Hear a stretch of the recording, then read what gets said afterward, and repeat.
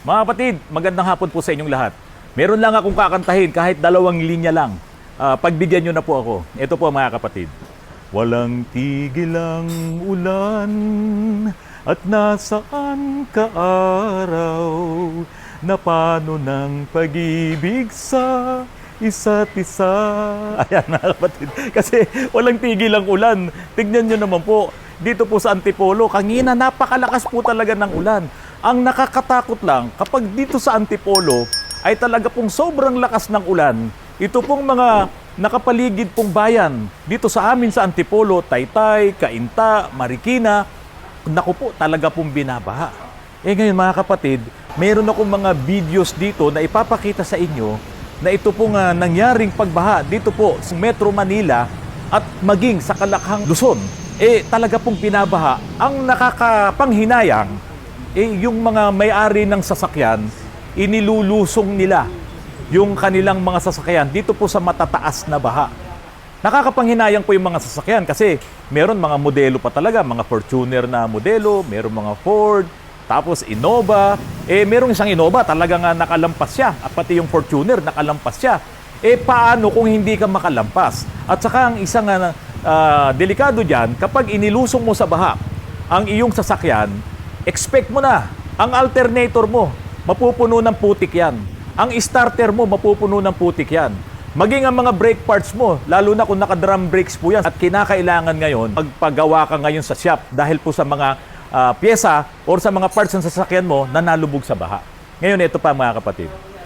Kung ikaw naman ay sabihin mong naka-insured ang iyong sasakyan, sabihin mo nang meron kang acts of nature or acts of God, pagka po ang ginawa mong paglusong sa baha ay intentional.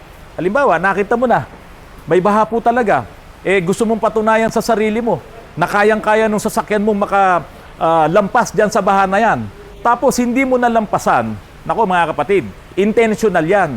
Hindi yan sasagutin ng insurance.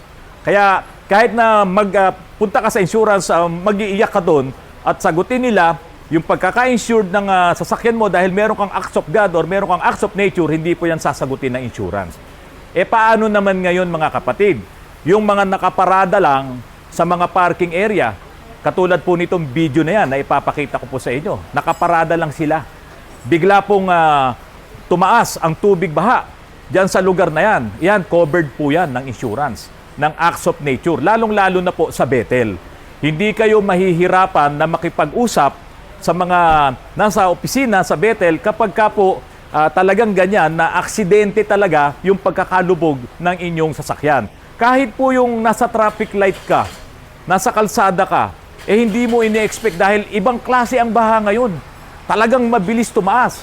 Sa probinsya, nangyayari yan sa mga ilog, kaya tulad dito sa Marikina River, binabantayan yung pagtaas ng tubig sa Marikina River. Sa mga probinsya, ganun din.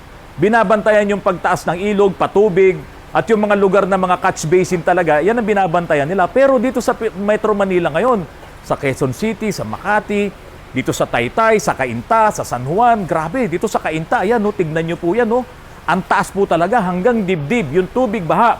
Iyan ang bilis po talagang umakyat ngayon ng mga tubig baha na to. Tapos, ang tindi pa ng traffic dito sa atin. Kaya nga, nakatraffic ka na, naghihintay ka na umabante, ayan na, pataas na ngayon. Yung tubig baha, para kang para kang nasa pelikula ngayon. Yung mga nangyayari pala sa pelikula, may experience mo na nakatraffic ka, nagbuhol-buhol na yung traffic, tapos nakikita mo pataas ng pataas, yung tubig baha. Ayan mga kapatid, ligtas ka naman dyan kung ikaw ay mayroong acts of nature sa insurance ng sasakyan mo. Ang gagawin mo na lang dyan, pag talagang tumaas na yung tubig baha, at napakadelikado pa kung maiiwan ka doon sa loob ng sasakyan mo, paano kung biglang mag-lock ang mga pinto niyan? Ito mga kapatid. Maraming mga sasakyan ngayon na ang kanilang door locks ay electronics. Yun na lamang mga Ford po na yan. Electronics po yan. Hindi siya mechanical lang. Yung kasi mechanical, pag in-unlock mo, mabubuksan mo na yung pinto. Itong mga electronic door locks po na yan, katulad yan sa mga Ford, kapag po nalubog ka sa baha, at nasira ngayon yung electrical systems mo dahil nga lubog ka na sa baha, hindi mo na ngayon mabubuksan yung mga pintuan. Dahil yan nga po ay electronic door locks. Makukulong ka ngayon dun sa loob. Dahil kung wala ng kuryente, hindi mo na rin mabababa ngayon yung mga bintana. Makukulong ka dun. Napakadelikado po nun. Kaya kung ang inyong sasakyan, alamin nyo rin. Ano ba ang door locks mo? Baka mamaya, ilan sa mga hindi pinalad na makaligtas sa mga baha na yan, ikaw pala isa doon. Tapos, hindi mo iniwan ng sasakyan mo, tumaas ng tumaas ngayon yung tubig baha, naapektuhan na ngayon yung electrical systems niya, wala nang umiikot na kuryente, hindi mo na maibababa ang bintana para makalusot ka doon, hindi mo na rin mabuksan ang mga pintuan, napakadelikado po nun. Mga kapatid, sasakyan lang yan. Kung kayo naman ay insured, dapat iwan nyo na yan doon sa gitna ng kalsada, meron kayong cellphone, videohan nyo or picturean nyo para naman meron kayong ipapakita sa insurance provider nyo na talagang yung inyong sasakyan ay aksidente, acts of nature, nalubog sa baha. So, iyan ang pinaka-importante. Dapat, isipin nyo muna ang inyong sarili bago yung sasakyan. Pero yung mga naglalakas ng loob, na ilusong nila yung sasakyan nila doon sa mataas na baha, hindi nila napapansin habang lumalayo ka, lumalalim Kasi nga po, catch basin siya. So yung unang nilusungan mo, mababa pa yun. Habang lumalayo ka, lumalalim yun. Kaya marami po ang natatrap dyan, kaya hindi sila makalampas doon sa mataas na tubig baha. Ngayon, ito po ang isang magandang news para sa inyo. Nakita ko lang din po ito kanina dito po sa FB. Ang sabi po ng Metro Manila Development Authority, libreng towing sa mga sasakyang nalubog, nabalahaw at o naipit sa baha. Makipag-ugnayan lang sa official MMDA social media accounts para sa assistance. May libre pong towing ang MMDA. Pero sinabi rin nila rito, limitado lang din yung lugar. So syempre dapat doon sa mga lugar na sakop ng MMDA. Doon ka ngayon hihilahin. Dito sa Antipolo, hindi kami sakop ng MMDA, kaya hindi namin ngayon mapapakinabangan itong libreng towing ng MMDA sa mga sasakyan na nalubog sa baha. Ito pa mga kapatid, halimbawa, dyan sa Baguio City, damay din naman yan dito sa habagat na dumating sa atin. Kapag ka po bumabiyahe ka at mayroong nahulog na mga bato sa ibabaw dun sa bundok, dahil nga malakas ang ulan, may landslide, tapos may mga bato na bigla na lang bumabagsak, tumama sa sasakyan mo, part po yan ng acts of nature. Kasama po yan sa naka-insured kapag ka po kayo ay merong acts of nature. O halimbawa, malakas yung ulan, biglang bumagsak yung puno, hindi mo ina-expect. Part pa rin po yan ng acts of nature. Lahat ng aksidente na dulot ng nature, yan po ay kasama doon sa mga ini-insure, doon sa policy po ng mga mayroong acts of nature. Kaya dito po sa Bethel Insurance, hindi kayo magkakaroon ng problema. Kasi ang importante dito, yung buhay nyo. Kaya naman natin sinisiguro yung sasakyan. Sasakyan lang naman yan Kahit magkano pa ang halaga niyan, kung ang policy nyo, meron kayong acts of nature, sagot na po ng insurance yan. Ang importante, safe po kayo at hindi kayo mapapahamak. Ito pa mga kapatid, sa mga lugar na binabaha, merong mga tambay dyan. Iyan yung mga tulak. Hindi po tulak ng drugs Yan yung magtutulak sa'yo. Ang gagawin nila, tatakpan nila yung tambucho para hindi pasukin ng tubig yung sasakyan mo. Huwag nyo na pong itry yan. Kasi po, delikado po talaga na gawin nyo pa rin yun. Kasi yung palang lumubog ang sasakyan mo sa baha, kahit hindi mo pinapaandar, marami na rin pong magiging problema yan. Huwag na po kayong mahalin tulad doon sa nakaraang ginawa ko noon na Mitsubishi Expander. Na sa totoo lang, hindi naman niya sinadya talaga na ilusong yung sasakyan doon sa baha, dyan sa Cavite. Kaya lang, nandun na siya sa kalsada Tumataas na yung tubig, wala namang ibang way, kailangan niyang umabanti ng konti. Kaya yun na ilusong niya. Kaso, hindi po yung tinanggap ng insurance yung kanyang mga dahilan at hindi po siya binayaran ng insurance. Huwag na po kayong magaya doon. Baka mamaya yung insurance provider nyo ay katulad nun na tinalikuran yung kanyang pananagutan. Dito po sa isang OFW po na ito, bagong-bago ang kanyang Expander, 2023 model, nung time na yon kasi last year po yon, 2 taon pa lang, hindi na po yon tinanggap ng insurance. Okay mga kapatid, iwan muna natin yung flood na yan. yung uncontrolled flood. Iwan na po natin yan. Ito, basahin ko po ngayon itong comment ni Nelia Badona. Ang sabi po ni Ma'am Nelia Badona, Sir Randy, pag may turbocharger with DPF diesel engine, ang recommended engine oil ay ASEA C2, C3 na fully synthetic na low as diesel engine oil. Pag regular diesel engine oil, makakasira raw sa turbocharger and DPF, diesel particulate filter, in the long run. Iba raw ang diesel oil na ASEA C2, C3 sa Delo Gold na 15W40 na may high as. That could damage the turbocharger with DPF. Tama po ba yon? Tama po kayo kasi ang mga DPF po na yan, talagang meron siyang specified na oil kapag ka po ang inyong sasakyan ay Euro 5, Euro 6. So, yung mga oil na ginagamit po diyan sa mga mga bagong standard ng mga sasakyan na yan, dapat yun din ang gagamitin nyo. Hindi kayo dapat gumamit ng lumang oil dito sa mga bagong sasakyan. Pwede yung mga bagong oil, gamitin mo sa lumang sasakyan, pero yung lumang oil na hindi na siya pasado para gamitin mo sa may DPF, sa may SCR. Ano yung SCR? Selective Catalytic Reduction. Yan yung mga additional na mga tambucho sa mga sasakyan natin, Euro 5, Euro 6. Talaga pong masisira itong mga filters po na yan na nakadesign po talaga doon lamang sa makina na yon na naka-Euro 5 technology at Euro 6 technology. Yung sinabi nyo po dito na Delo Gold 15W40, sa totoo lang, pag tinignan mo po bote nung langis na yan, tignan nyo kung talagang siya ay safe sa DPF at sa SCR, doon sa mga emission na exhaust system na yan. Kapag hindi, wag po kayong gagamit niyan. Kaya nga po ngayon, mga kapatid, yung mga bagong sasakyan po ngayon, mga makina ngayon, ang ginagamit na po sa mga digasolinang sasakyan, yung pinakabago ay API-SP at API-SQ. So, ano po yung mga letters po na yan? Itong classification ng langis, nagsimula yan sa SA, no? Spark A, B, C, D, E, F, G. No? Lahat, hanggang sa makarating po yan sa P. Ito yung pinakahuli last year. Ngayon, meron na pong Q. Kasi LMNOPQ ang classification, API-SQ. So ito na po yung mga bagong langis na dapat gamitin sa mga modern na mga sasakyan. Kaya pag bumili kayo ng bagong hybrid na sasakyan, alam nyo po ba ang hybrid kung ano ang ginagamit na viscosity? Yung pong naka 0W20, meron pa pong 0W8. Baba na po nun. At meron pang 0W12.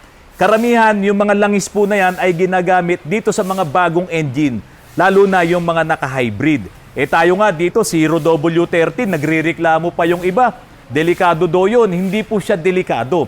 Kasi ang maganda diyan sa mga mabababang viscosity na langis na yan, na nakadesign naman sa init, nakadesign sa wear, nakadesign sa lahat ng mga nangyari, sa mga previous design, sa mga previous na naging problema ng mga engine, nakadesign na po dito sa mga bagong langis po na to.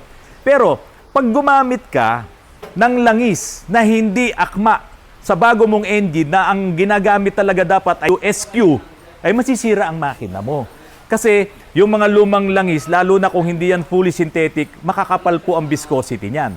Yun nga ang nakakasira yung unang start, yung cold start mo. Kapag makapal ang langis mo, ang viscosity, malapot, ang mangyayari dyan, hirap yan sa cold start.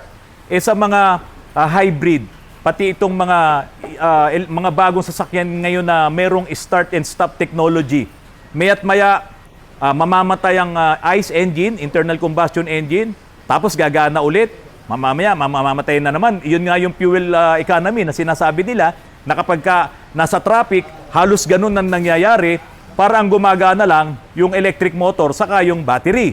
Miya't maya, patay sindi yun. So, hindi umiinit ang engine. Kapag hindi umiinit ang engine, yan ang problema mo. Palagi yung cold start. So, ano mangyayari sa engine mo? Kaya yan, nakadesign, ang mga langis po niyan ay itong mga makabago. Yung SP, yung SQ, ILSAC, GF6A, at saka GF6B. So, yan yung mga bagong langis. Kung bago sasakyan mo. Kaya baka mamaya isipin mo, gusto kong makatipid.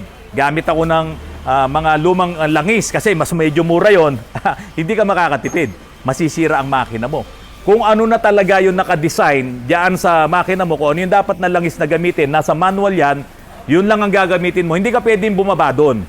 Pwede kang tumaas. Yung mga lumang sasakyan, katulad nitong Altis na to, gasoline engine. Oh. Pwede mong gamitin dito yung API SP. Pwede mo rin gamitin yung API SQ. Pwede ka rin mag 5W30. O kung gusto mo mag 0W20, pwede rin.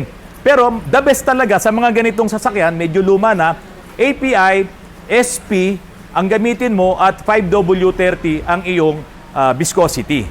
So mga kapatid, tandaan nyo po yung pagtitipid sa langis, yan ang delikado. Dapat bumili ka ng magandang langis, hindi naman siya kamahalan, yung fully synthetic para sigurado ligtas ang makina mo. So sa nagtanong po, tama po yung sinasabi, yung ASEA C2, C3 para sa mga diesel engine na may mga DPF, pwede nyo pong gamitin yon para hindi masira ang inyong DPF at ang inyong SCR. Pero huwag kayong gagamit nung sinasabing gold na to sa mga modern engines kasi hindi po talaga siya nakadesign dyan. Kuya Jaime, Sir. ano to? Bago to Bago, sir. O, bagong wiper arm, pati yung mechanism, bago rin. Pakita mo. So ito, bago rin. Ito po yung ginagawa namin na Toyota Tamaro FX, talagang sira na yung kanyang mechanism. Meron pa palang nabibiling bago. Adi, tuwan-tuwa ngayon si pulis nito. Maiuwi na niya sa Baguio City, ito pong kanyang Toyota Tamaro FX. Ito mga kapatid, bilang panghuli, nung kahapon, meron akong vlog na sinabi ko nga yung tungkol sa turbocharger na talagang kapag ka sobrang init, sobrang pagod ng makina mo, kailangan bago mo patayin ang engine mo, bigyan mo muna ng resting time yan na mga 5 minutes, palamigin mo muna yung langis bago mo i-shutdown ng engine para nga hindi ma-damage ang iyong turbocharger. Pero kung normal driving ka lang dito sa city, katulad yan, umuulan, sigurado hindi naman mag-iinit ng todo ang engine mo, pati langis mo, hindi yan mag-iinit ng todo. At kung naka-fully synthetic oil ka pa, hindi mo kailangan yung turbo timer. Kasi lalo kang lalakas sa gasolina at sa diesel. Kasi yung mga turbo timer, meron niyang settings na every time na papatayin mo sa susi, talagang maghihintay ka. Minsan, yung iba, 10 minuto pa. Yung iba, grabe, 30 minutes pa bago mamatay ng automatic. Then, napakalakas mo sa diesel at sa gasolina. At delikado rin po yun. Kasi yung mga ganyan na naka-idle, na matagal mong ina-idle ang iyong engine, hindi rin po maganda sa makina yan. Pero ito, ang grabe. Itong isang nag-comment po sa vlog ko kahapon, sabi ni Hardy, yung iba, kahit non-turbocharger, ayaw din patayin agad. At may timer pa. Sabay tawa siya. Yung mga coaching ganito, meron ako nagawang ganyan, mga kapatid. Ang akala nila, yung turbo timer na yon, pwede rin sa mga digasolinang sasakyan na walang turbo. Useless po yun. Lalo ka lang magagastusan ng iyong gasolina. Dahil nga, sa halip na mapatay mo kagad ang iyong engine, naghihintay ka pang mag-idle siya ng matagal. No. Hindi po ganun ang use ng turbo timer. Yung turbo timer, para lang talaga yan sa mga nakaturbo. Ngayon, yung may naka-install na turbo timer at hindi naman talaga nag-init ang yung makina sa pagbiyahe mo, katulad ngayon, umuulan, meron naman dyan na pwede mong i-abrupt ang pagpatay niyan. No? Ika-cut off mo siya, merong pinipindot dyan sa mga turbo timer para hindi na gumana yung turbo timer every time na papatayin mo or isa-shutdown mo ang engine. May settings din naman yon na pwedeng hindi siya gagana para makatipid ka sa diesel mo. So, wag po kayong magpapakabit ng turbo timer kung wala kayong turbo. Kasi sabi ko nga sa inyo, ang iniingatan doon ay yung turbo. Mga kapatid, maraming salamat sa patuloy na pagtangkilik nyo po sa aking channel. Mag-ingat po kayo. Wag po kayong maglakas ng loob na lumusong sa baha. Napakadelikado. Marami pong na-aksidente dyan. Tulad nga nung kanina na sinabi ko sa inyo, yung mga naka-electronic door locks, kapag yan ay nalubog sa baha, baka hindi mo na mabuksan ang pintuan mo at matatrap ka doon, pati ikaw ay malulunod. Mga kapatid, maraming salamat. Mag-ingat po tayong lahat. Magandang hapon po sa inyong lahat.